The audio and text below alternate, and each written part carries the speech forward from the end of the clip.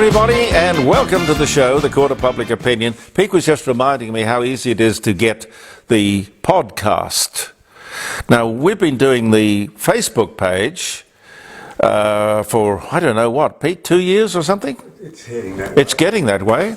And Andy Martin came along and said, we'll put this as a podcast out there. And I am probably not Pete, but I'm new to it and still thinking about that technology because I find it mind-bogglingly amazing. You just simply Google, or you can even do it on Alexa or your little thing in the...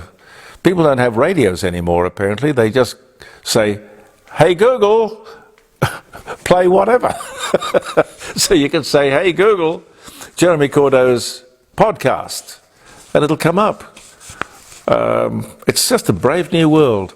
Parts of it I'm in awe of. Other parts I am fearful of. Before we get into the news of the day, or the stuff of today, it's April the 5th. April 5.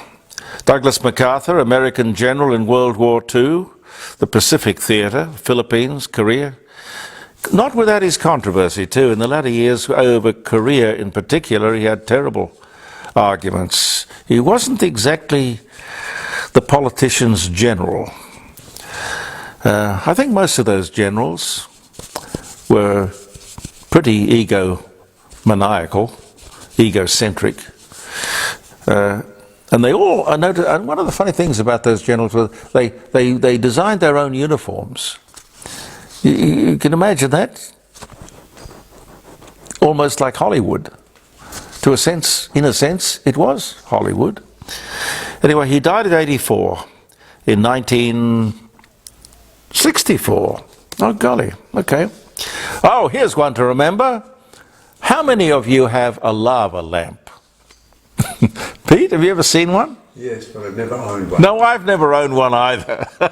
You will not find one in the garage, but I do see them come up at auction. They're there at Scammell's from time to time, and Small and Whitfield and all the other auction places. A lava lamp. Lava lamp. 1965. Patented or launched or whatever. How would you patent a lava lamp? I don't know. Charlton Heston, the American actor, The Ten Commandments, Ben-Hur, Planet of the Apes. He was also in a fantastic movie called The Omega Man, which was about sort of the end of the world. It was actually about a pandemic. Anyway, he dies at 84. A great gun collector, Pete. He was a great supporter of the rights of American people to own guns. Not the crazy Americans, you understand. He died in 2008. What else? 2 Libyans suspected of bringing down Pan Am Flight 103 in 1988 are handed over for eventual trial in the Netherlands this day in 1999. Spencer Tracy, American actor, Woman of the Year, Adam's Rib, the African Queen. He was born in 1900 and he died in 1967. The great Spencer Tracy. He underplayed everything he ever did, but so well. Membership of Hitler's Youth becomes obligatory. 1939. So if you weren't a member of Hitler's Youth, and with all the stigma that would remain with that membership for as long as you lived, I don't know what they did to you, but I'm sure it wouldn't have been, yes, it would have been something like that. No deserters here. No objectors, no conscientious objectors. Howard Hughes, the American reclusive billionaire filmmaker, author. He dies at 72 in 1976. He was a great aviator as well. Steve Irwin's Crocodile Hunter debuts in 1997. The British monarch, Queen Elizabeth II, makes an address to the nation.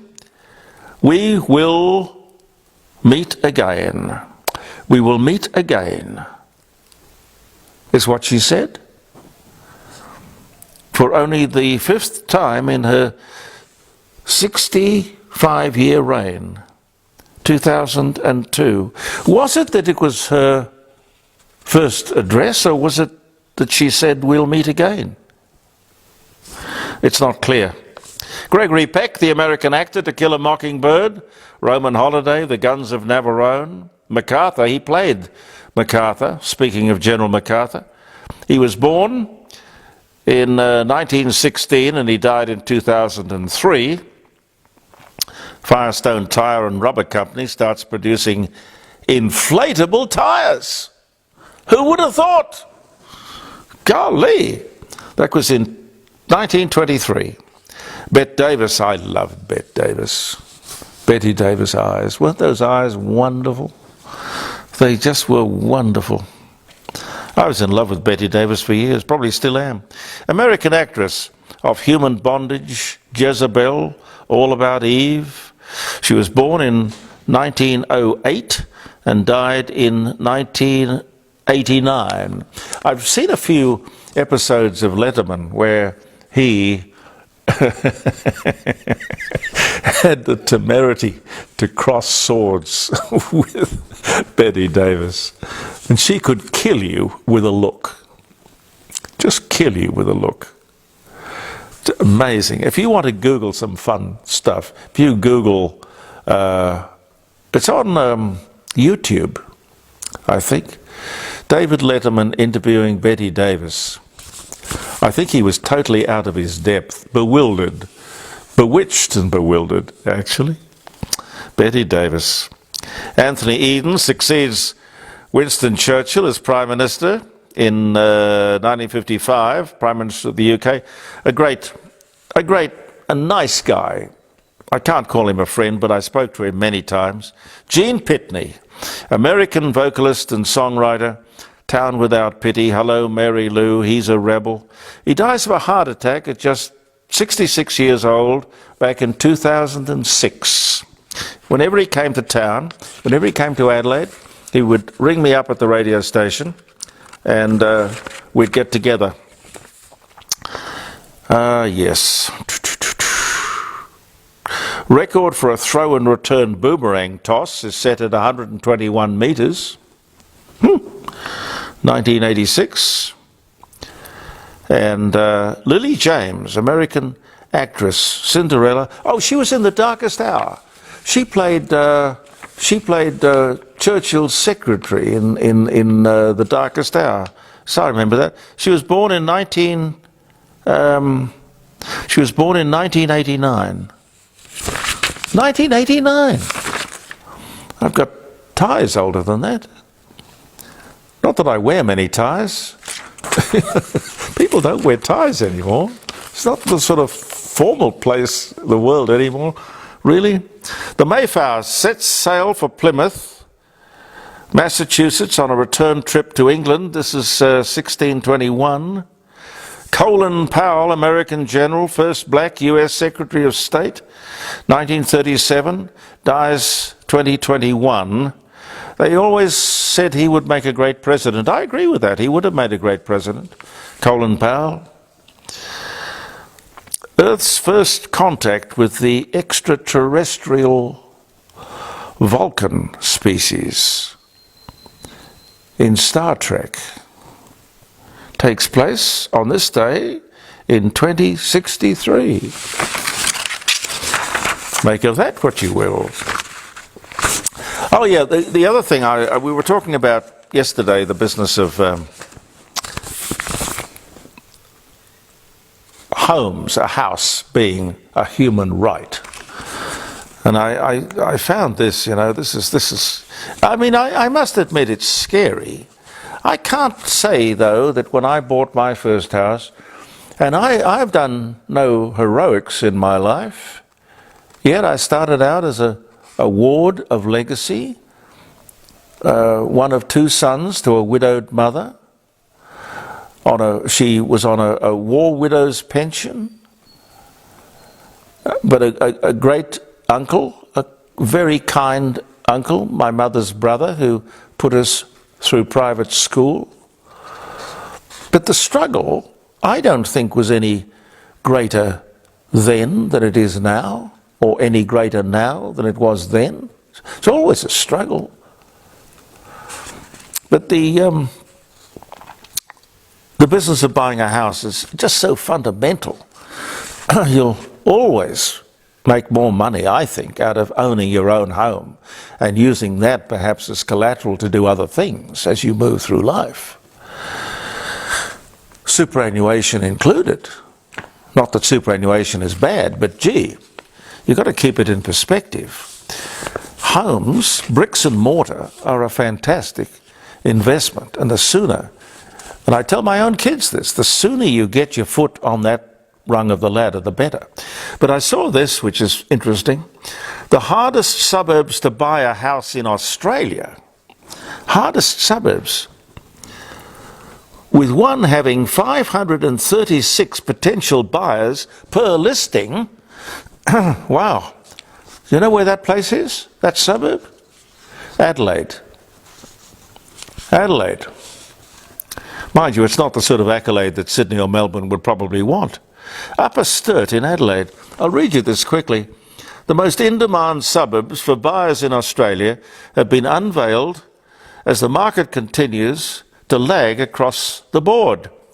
The insight comes as part of PropTrack's latest figures, which show where homes have as many as 500 potential buyers battling for each property.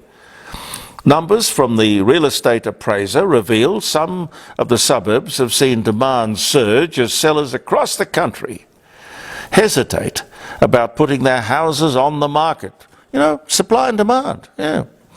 The most in-demand suburbs nationally for houses include Upper Sturt in Adelaide, with 536 potential buyers per listing. Kangaroo Ground in Melbourne, with 484. Medindi in Adelaide, that's another, 477 potential buyers per listing. And Summertown, 328 people scrambling for the same property, again, in Adelaide. Isn't that interesting? But as I say, it's a struggle. But it's a struggle, worth it, worth having, worth winning. Oh yes, your Medicare card and your driver's license can all be on your telephone or your smartphone. Never understood that. Don't you honestly think that's going to expose us and the whole system to scammers and hackers and fraudsters all over the place? This twit, and I don't mean to be disrespectful, but this guy, Bill Shorten, he says, just imagine how convenient it will be for you not to have to carry your driver's license or your Medicare card. Not only convenient to you, of course, but all the crooks in the world. I'm sorry, Bill. And when the electricity gets so expensive that you can't afford to plug your mobile phone in to recharge it, what are you going to do then? What are you going to do then? Now, this is an interesting one. It's one that I've had lurking in the back of my mind, nagging away for quite some time. How dangerous is AI, artificial intelligence? You know that movie that Stanley Kubrick did called A Space Odyssey 2001 with the computer, which was... Pete, do you remember what the computer's name was? I never saw the film. No, I must admit I didn't see it either. But the computer was called Harold or something. But that's immaterial to the story. Eventually, the computer, with its artificial and superior intelligence, took charge, made decisions, and controlled everything. And I don't believe it was a happy ending. Artificial intelligence is dangerous. So says Apple and Elon Musk. And a lot of other big, heavy hitters in the IT world. 23 of them, in fact. We should, according to them, call a moratorium and stop all of this before it is too late. When people like this issue a clear, unambiguous warning, we should listen. In any case, I've never understood the more automated we seem to become, and the more automated there are some people who want us to become, the fewer people we're going to employ. Now, what can be good about that? And this wire on the subject, I'll read you a little bit of this quickly, because it's a salutary warning.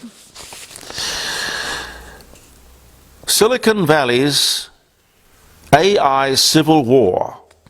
Elon Musk and Apple's Steve Wozniak say that it could signal a catastrophe for humanity. So why do Bill Gates and Google think it's okay? There is a war in Silicon Valley as two groups battle over the advancement of artificial intelligence. Elon Musk and Steve Wozniak are against it. Bill Gates and Google CEO are for it. Silicon Valley is in the midst of a civil war over the advancement of artificial intelligence, with the world's greatest minds split over whether it will destroy or elevate humanity. The growing divide comes after the extraordinary rise of this intelligence that could be totally out of our hands and then out of control within years. Look, if there is any doubt, as I said to you about this voice thing, if there is a doubt, don't. Just don't. Why experiment with it? And just quickly before I leave you, I was watching a story about flexi pipes. You know, these things underneath the sinks and the bathroom vanities of millions of homes around the country. They break, and I know because it's happened to me. It's happened up at the house here. They've come up with a wonderful idea to alert you as to the leak. Now, that was the TV story, and that's okay. But from my personal experience, they don't leak. They burst. They burst. They need to be made, I think, of a different material, a little bit like the stuff they put on the sides of buildings, the flammable cladding. There should be more strict controls over the kind of things we put in our homes and on our buildings. They never should get into the country, let alone into the system. I've been watching carefully to see if there were any stories also about these lithium-ion batteries. Now, there have been stories about the appliances and scooters catching fire, and now they're talking about these massive lithium-ion storage batteries that they're promoting. Now, imagine if one of those in your house went up. A potential disaster? God, yes. Then there are the problems with electric cars, which maybe, or more certainly would be, parked in your garage, under your roof, or in an apartment building, a shopping centre. An electric car with a huge lithium-ion battery in them. Now, if these people are successful in promoting electric cars and storage batteries, if it becomes more than a novelty and they're really ubiquitous and out there everywhere, are they going to give us some sort of guarantee about the insurance companies, about our ability to get insurance? Insurance companies will not insure, or if they do, they will charge very, very big premiums because of the extra risk. Frankly, ladies and gentlemen, there is a very big risk attached to anything with a lithium-ion battery in it. And the bigger the lithium-ion battery, the bigger the risk. And those batteries don't get any bigger than you will find in a car or in a storage facility. I'll leave that with you. Have a wonderful Easter, ladies and gentlemen. And thank you very much for your time. Although we will be back, Pete, tomorrow? Yeah. Today's Wednesday, so we'll be back Thursday, and we'll take Easter off. Yep. So I've wished you a happy Easter prematurely, but there's nothing wrong with that anyway. Believe in yourself. See you tomorrow. I'm Jeremy Cordeux. Pete and I will be back with you soon.